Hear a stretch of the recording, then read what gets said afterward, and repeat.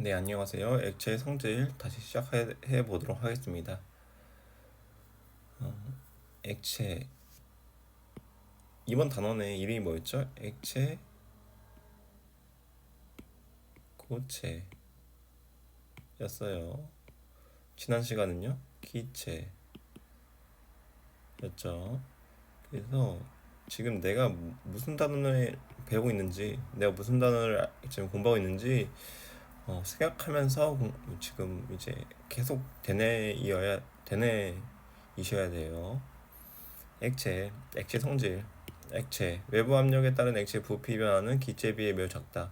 물이 이렇게 이제 들어있는데 내가 여기 이제 판을 대고 누른다고 해서 이 액체가 눌러지나요? 안 눌러지죠.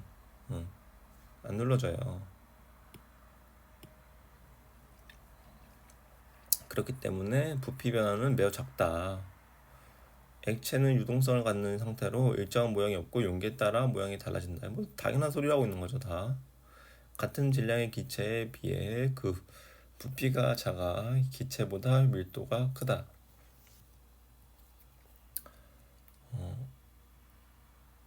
물이 있고 이걸 팔팔 끓이면 부피가 이만하게 커지죠.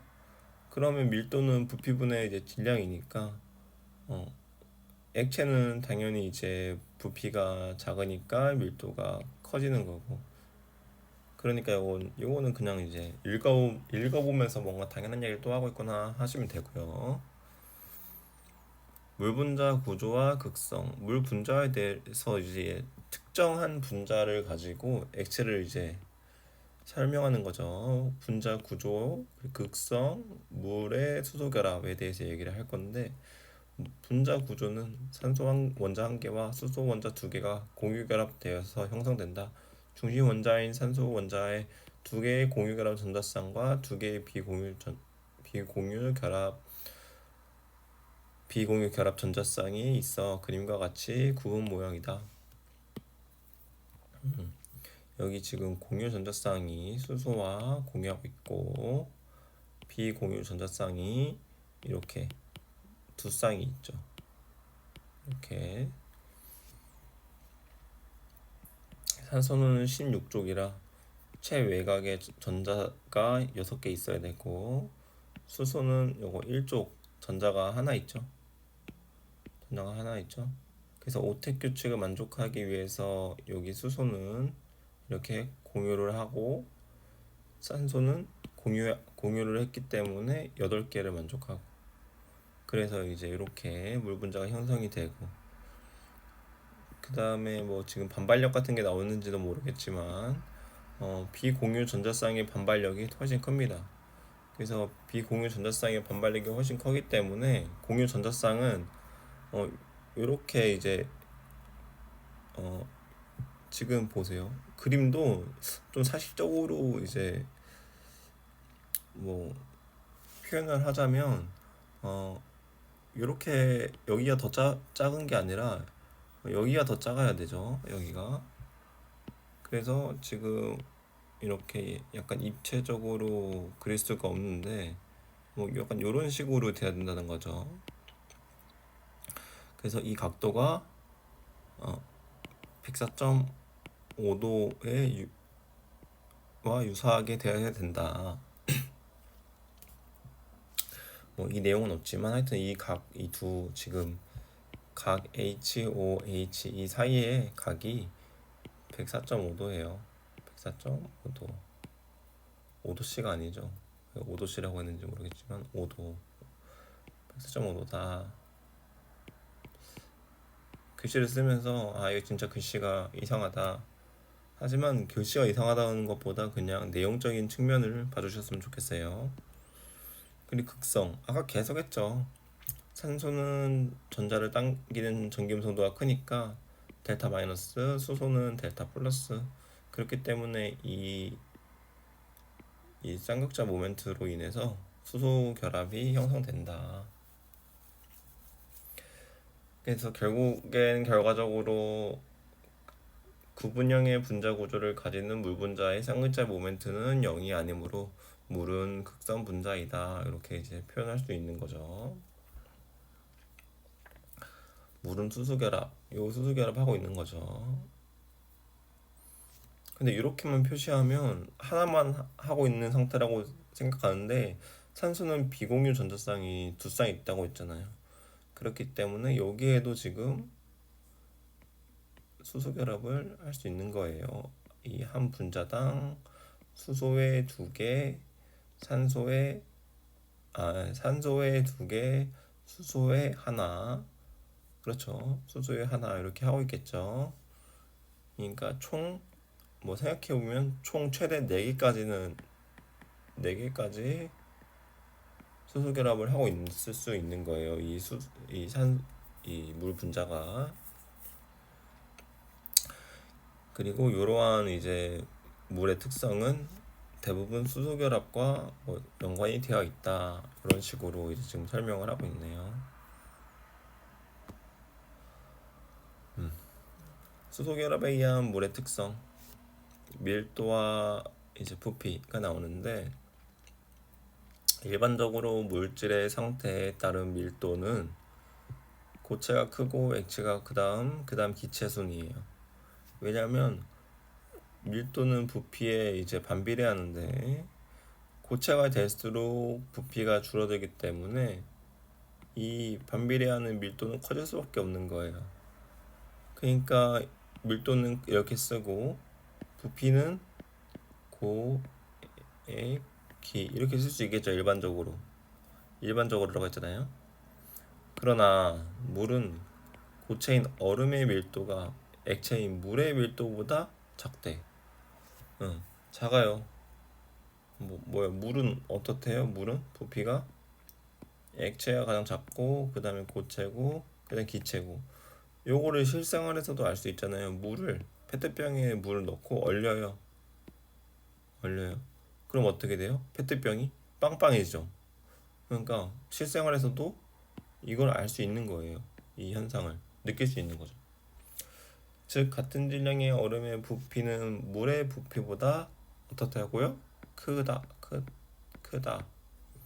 그 이유는 물이 열대 한 개의 분자가 주변에 이웃한 네 개의 물 분자와 수소 결합을 하면서 지금 여기 네 개의 수소 결합 얘기 또 나오죠. 육각 구조에 빈 공간을 형성 빈 공간이 있는 결정을 형성하기 때문에 이것으로 얼음이 물 위에 뜨는 이유를 설명할 수 있다.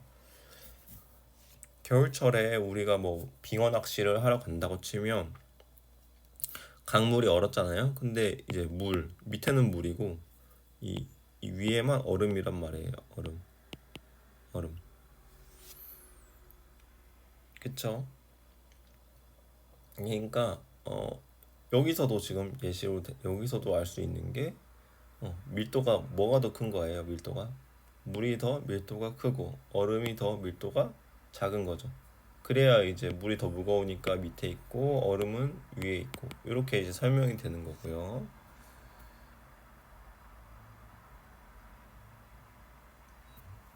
그래서 마지막에 물 위에 뜨는 이유를 설명할 수 있다. 이렇게 빈 공간이 많다. 요거까지 이해가 되셨으면 넘어가고요. 그래서 아까는 말로만 설명했는데 실제 물 누가 실험을 해봤겠죠. 누가 정밀하게 실험을 해서 소수점 4제짜리까지의 부피를 변화를 온도에 따라서 나타낸 거네요. 그럼 아까 물이 어떻다고 했어요? 작다고 했죠. 물이 부피가 더 얼음보다 0도씨 이하일 땐 얼었을 거니까 얼음보다 아래에 있잖아요. 작네요. 요게 이제 요런 그림이 나오면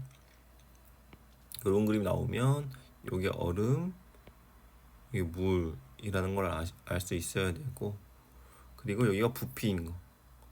그러니까 부피를 안 주더라도 얼음이랑 물이 이렇게 있으면 얼음이 더 위에 있어? 그럼 지금 지금 그림은 y축이 부피구나. 왜냐면은 얼음이 부피가 더 크니까. 그런데 지금 이런 그래프가 나오면 0도씨 이하에서 얼음이 더 밑에 있고 물이 더 크면, 아, 이건 밀도구나. 밀도. 왜냐면 물은 이제 물이 아래 있고 얼음이 위에 있었으니까 물이 더 무겁지. 그래서 요건 밀도. 근데 지금 이거 그래프 이걸 비교해 보면 반대예요, 반대. 부피는 증가하면 밀도는 줄어들고, 물의 부피가 이제 감소하면서 밀도는 증가하고, 부피가 증가하면서 밀도는 감소한다. 지금 경향성이 반대죠? 경향성이 반대인 이유가 로는 VM이잖아요. 부피분의 질량. 그러니까 반대로 가야죠. 경향성이. 그래서 요 분석은 분명히 지금 제가 말한 거를 그냥 그대로 말로 설명한 거니까 한번 쭉 읽어보면서 이해가 잘 되실 거예요. 얼음의 온도가 높아지면 분자 운동이 활발해져 부피가 증가하고 밀도는 감소한다. 지금 증가, 감소했죠.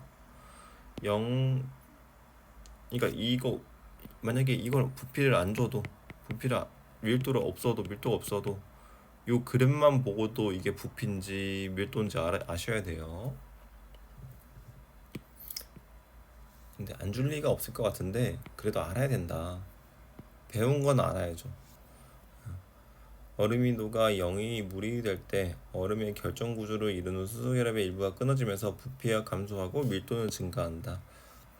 여기 이제 0도씨에서는 에너지 투입이 분자 상태의 변화로 가기 때문에 여기서는 이제 얼음이 부피가 이제 줄어드는 거죠. 부피가 줄어들면 물은 밀도가 증가하고 이렇게 위로 올라가고 아래로 떨어지고 부피가 이제 감소하는 거니까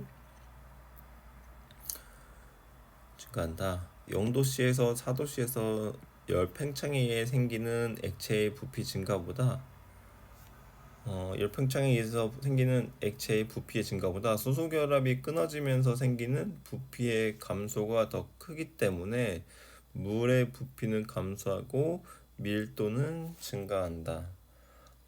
물의 부피가 지금 감소하는 거잖아요. 0에서 4도까지는.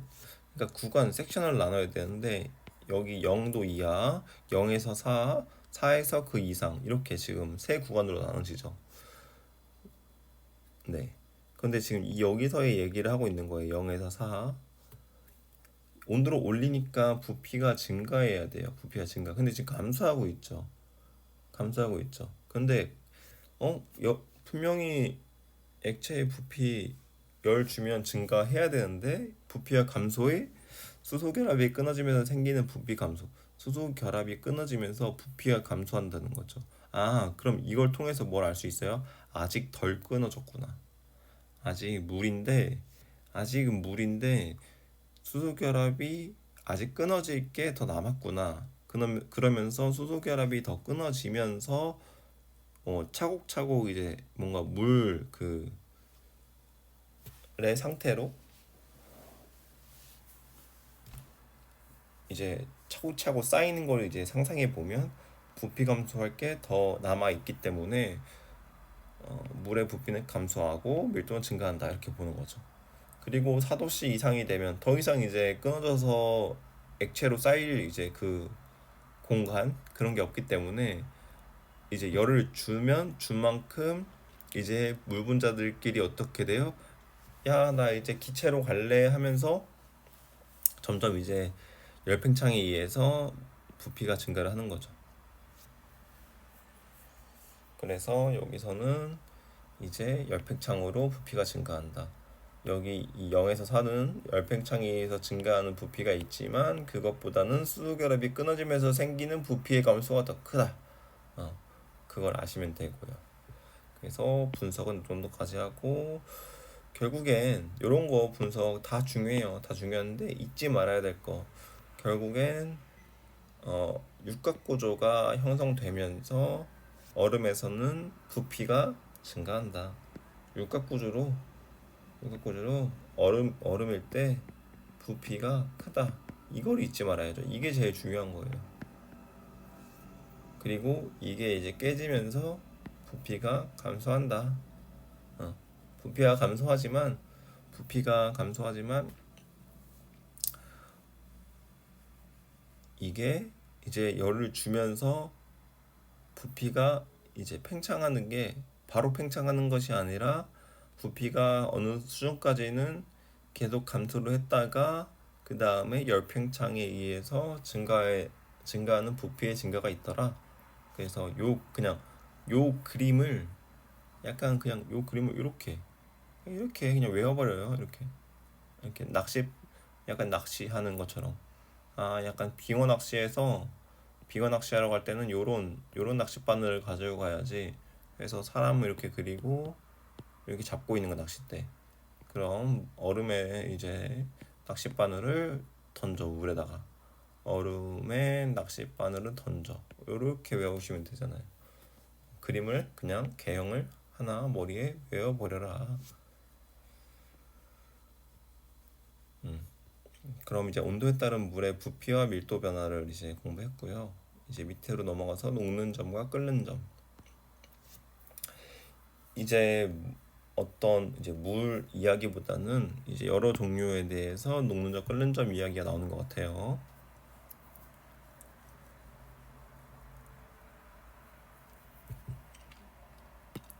녹는 점은 고체에서 이제 액체가 되는 거고, 끓는 점은 액체에서 기체가 되는 거니까 이제 열 에너지가 필요한 거죠. 이 사이에는 이제 열 에너지가 필요하죠. 열 에너지가 필요하다. 분자 사이에 작용하는 힘이 클수록 고체가 액체로 되거나 액체가 기체로 될 때 더 많은 열 에너지가 필요하므로 녹는 점과 끓는 점이 높다. 당연한 이야기도 하고 있는 거고요. 물은 분자 간의 수도 결합이 형성하므로 분자량이 비슷한 다른 물질에 비해 분자 간 힘이 크다. 이거 앞에서 했던 얘기죠.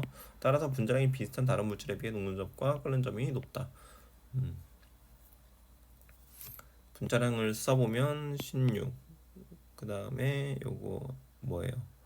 얘는 6번. 그 다음에 얘는 7.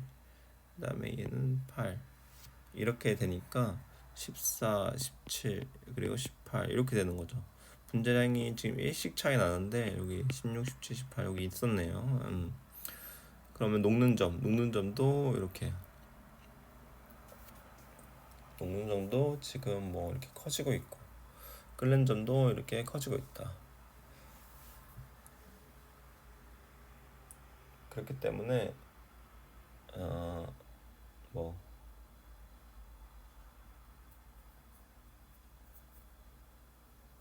그렇기 때문에 일반적으로 분자량이 커지면 녹는 점이 커지고 끓는 점이 커진다.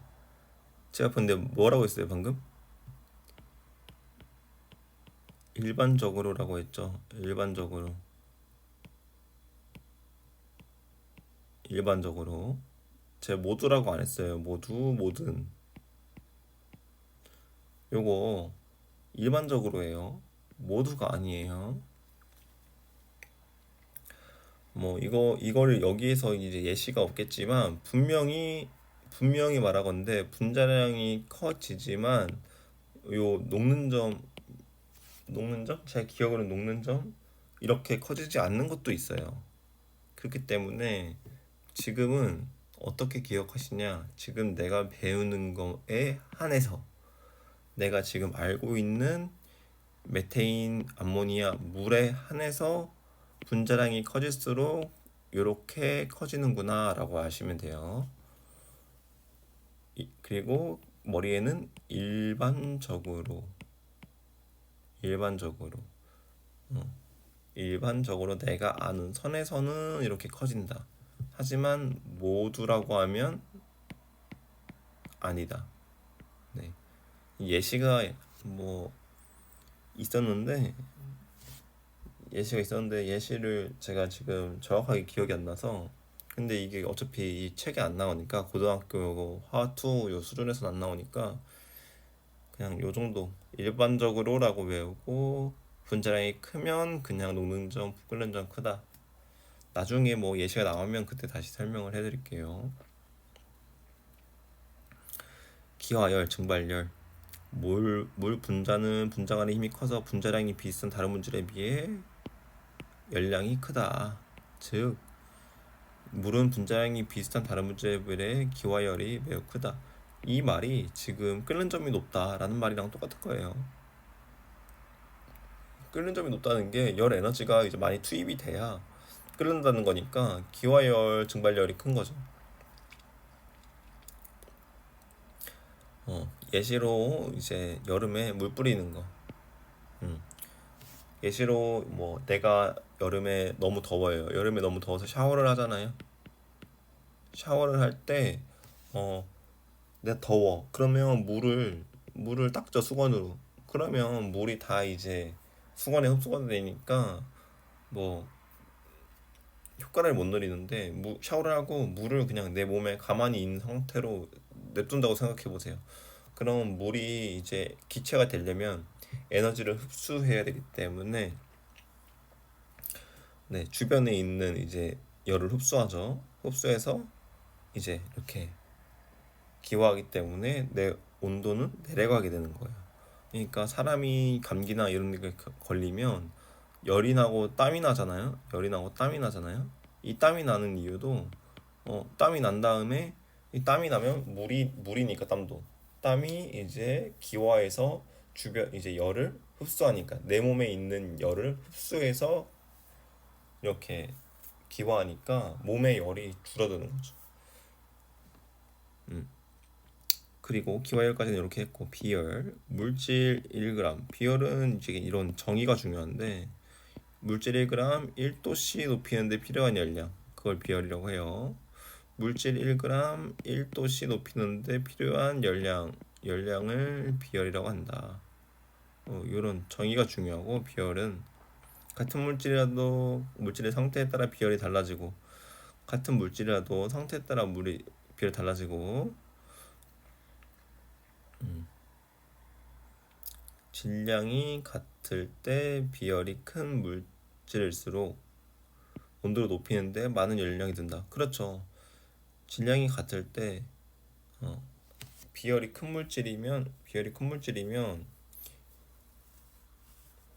1도씨 높이는데 많은 이제 열량이 든다는 거니까 많은 열량이 필요하다. 이거 당연한 좀 정의에 의해서 지금 같은 얘기를 하고 있는 거고 따라서 비열이 큰 물질일수록 같은 열량에 따른 온도 변화가 작게 나타난다. 그러니까 비열이 크면 먹보라고 생각하면 돼요. 먹보. 비열이 크면 먹보다 열을 많이 줘야 된다. 근데 효율은 안 나와. 이 1도씨 올리기가 되게 빡세. 많이 먹였는데도 안 올라요, 온도가. 근데 그 상태를 이제 보면은 어떻다? 뭐가 가장 이제 먹보다? 물이 가장 먹보다. 물이 가장 온도를 변화시키기가 힘들다. 1도씨 1g 1도씨 이제 기준으로 물은 얼만큼의 이제 열을 줘야 되냐면 4.18의 에너지를 줘야 된다. 그래야 1g을 1도씨 올릴 수 있다. 근데 나머지 기체들은 2.1, 2.08만 주면 된다. 결국에 이거를 이제 간단하게 이제 비교하면 얼음은 얼음이에요. 얼음은 1도씨 이제 바뀌는데 뭐 10개 햄버거 10개를 주면 1도씨 올라가는데 이 물은 1도씨 올리려면 햄버거 20개 줘야 된다는 얘기예요. 단순히 20개. 그러니까 2배만큼 물이 먹보다. 이렇게 이제 이해를 하시면 되고요.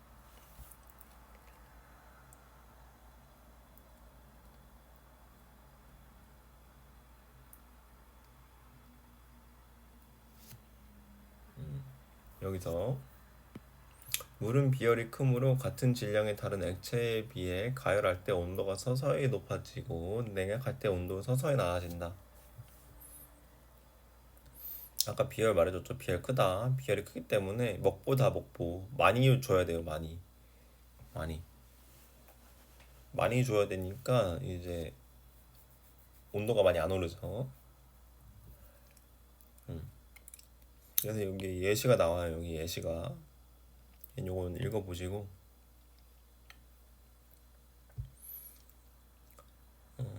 그리고 이제 표면 장력이 나오는데 표면 장력은 액체의 표면을 단위 면적만큼 증가시키는 데 필요한 에너지로 정의되며 표면 장력이 클수록 액체가 표면적을 최소화하는 경향이 있다. 요걸로 이제 기억하시면 돼요. 요거. 그러니까 결국엔 표면 장력이 클수록 액체가 표면을 최소화하려는 경향이 있다. 액체가 표면을 최소화하려는 경향이 있다.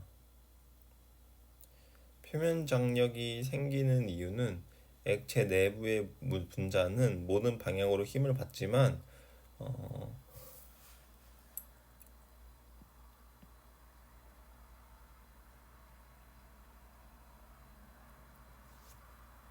액체 표면은 분자 내부로의 힘만 받기 때문이다. 여기 그림으로 있죠. 그림으로 있으니까 지금 요 상태에서 지금 요런 이제 상태가 되는 거죠. 서로 이제 당기니까. 그래서 이 당기는 힘이 클수록 점점 이제 표면적을 줄이는 이제 최소화하는 경향으로 가는 거죠.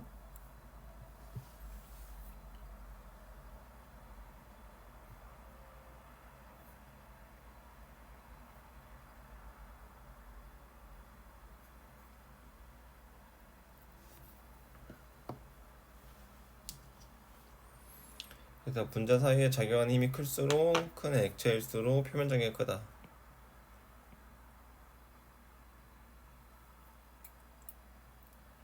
물은 분자 간의 수소 결합이 하기 때문에 다른 물질에 비해 표면 장력이 크다. 지금 결국에는 물 얘기하면 물은 비열도 크고 표면 장력도 크고 지금 이런 얘기하고 있는 거잖아요. 그 이유가 뭐다?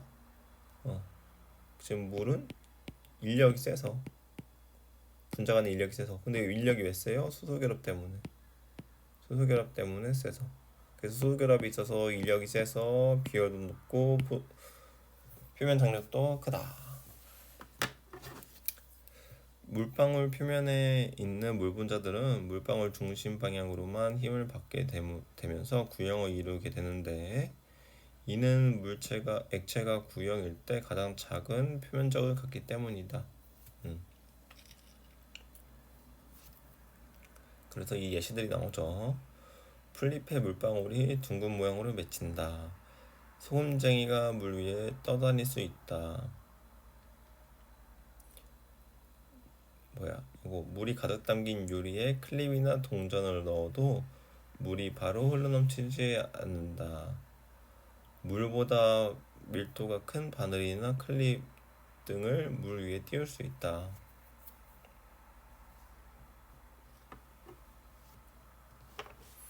이렇게 표면 장력의 예시들을 보았고 이 정도만 설명하면 될 것 같아요.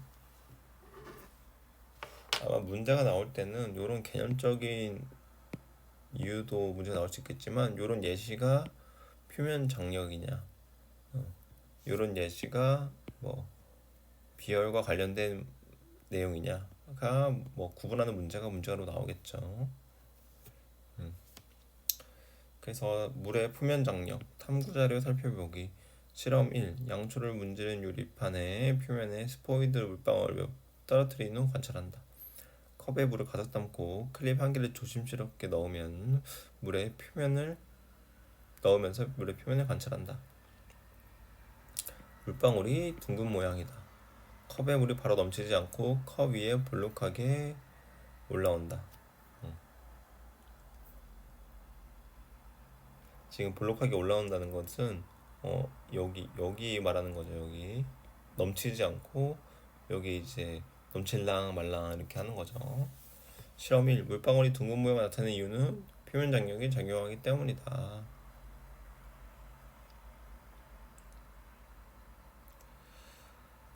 그리고 실험이 물이 바로 넘치지 않고 위에 볼록하게 올라오는 이유는 물의 표면 장력이 작용하여 가장자리에 물이 넘치지 않도록 내부의 물이 강하게 잡아당기고 있기 때문이다. 이게 흐르지 않고 가지마 하고 잡고 있는 거고, 여기는 이제 표면 장력이 작용하기 때문에 동그란 형태를 나타나고 있는 거고.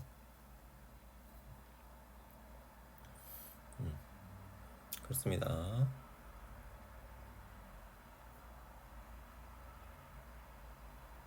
이제 모세관 현상. 모세관 현상을 보면 여기까지 지금 표면 장력했고, 모세관 현상. 모세관 현상, 이렇게 물이 있을 때 유리 모세관을 딱 끼우면 네, 물이 쭉 올라가는 거, 이런 현상을 이제 모세관 현상이라고 하는데, 한번 써놓은 걸 보면 액체 속에 모세관을 넣었을 때 모세관 내의 액체면이 외부 액체면보다 높아지거나 낮아지는 현상을 모세관 현상이라고 한다. 높아져도 모세관 현상, 낮아져도 모세관 현상. 물속에 유리 모세관을 넣었을 때 물과 유리 모세관 사이의 부착력이 물 분자끼리의 응집력보다 크기 때문에 모세관 안쪽 수면은 모세관 바깥쪽보다 올라가게 되고 모양은 아래로 오목해진다. 여기 자세히 여기를 확대하면 이제 모세관을 넣으면 이제 물이 여기로 들어온다는 거죠. 여기 이렇게. 근데 들어오는데 물이 지금 이 유리랑 지금 더 부착력이 센 거예요. 더 잘 부착하는 거예요. 그래서 물과 유리가 야, 나 유리한테 갈래 하면서 더 위로 올라오는 거죠. 이렇게. 그리고 여기는 유리랑 안 만나고 있으니까 이렇게 아래로 볼록한 지금 상태가 되는 거고,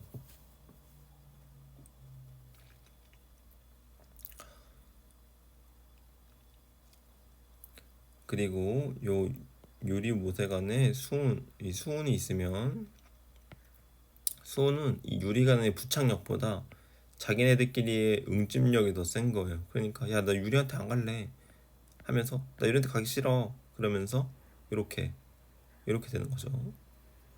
반대로 지금 반대 상황인 거예요.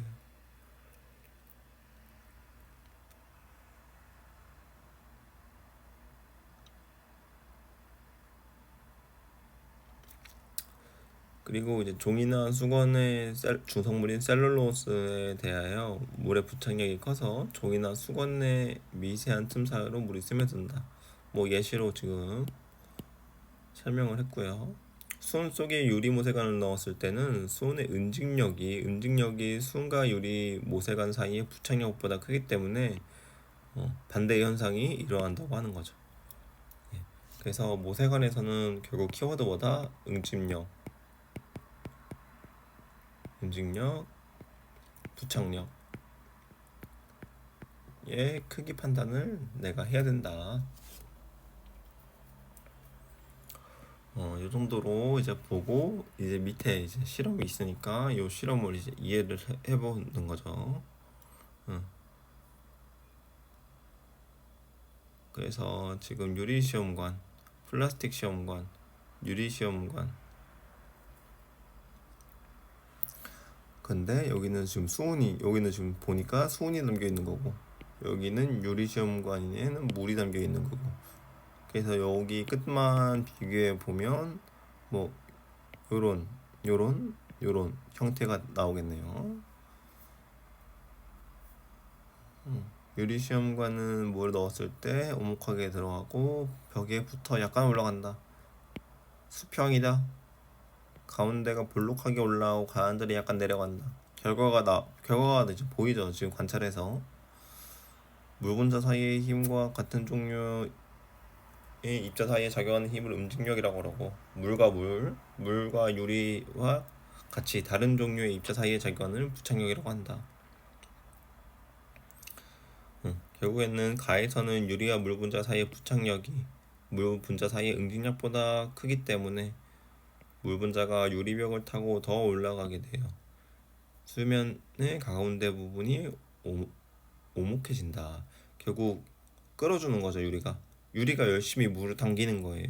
영차에서 올라가니까 이렇게 응집력 작용해서 기둥이 위로 올라간다. 다에서는 수은 사이의 응집력이 유리와 수은 사이의 부착력보다 크기 때문에 수은면이 가운데가 볼록해진다. 그러니까 싫어하는 거죠. 그러니까 위에서 올라갈 수가 없어요. 당겨주질 않잖아요. 이 유리 모세관이 수은을 당겨주지가 않아요. 오히려 싫어하는 거예요. 아, 나 싫어. 우리끼리 뭉칠래. 수은은 우리끼리 뭉쳐. 그러니까 아래쪽에서 수면보다 아래쪽에서 이렇게 볼록한 형태를 취하고 있습니다.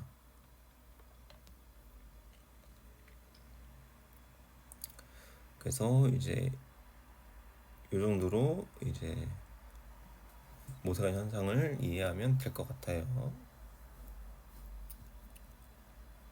그리고 이제 액체의 증기압이 나오는데 액체의 증기압력은 좀 중요한 부분이에요. 가장 중요하다고 생각이 들어요. 그렇기 때문에 일단 여기까지 액체의 성질을 중에서 지금 이렇게 3번까지 물의 특성까지 보았고, 구조와 특성에서 그 특성까지 쫙 봤고, 밀도와 부피, 특성에서 밀도와 부피, 녹는 점, 끓는 점, 기화열, 비열, 그 다음에 표면 장력, 그 다음에 모세관 현상까지 이제 특성까지 본 거고, 액체의 증기압력은 가장 중요하기 때문에 다음 시간으로 넘겨서 이제 다시 보도록 하겠습니다. 이렇게 이제 한 번 한 번씩 중요한 부분에서 끊으니까 중요한 부분이라는 걸 인지하고 한번 들으셨으면 좋겠어요. 다음 시간에 이어서 다시 찍도록 할게요. 여기까지 이제 들어주셔서 감사합니다.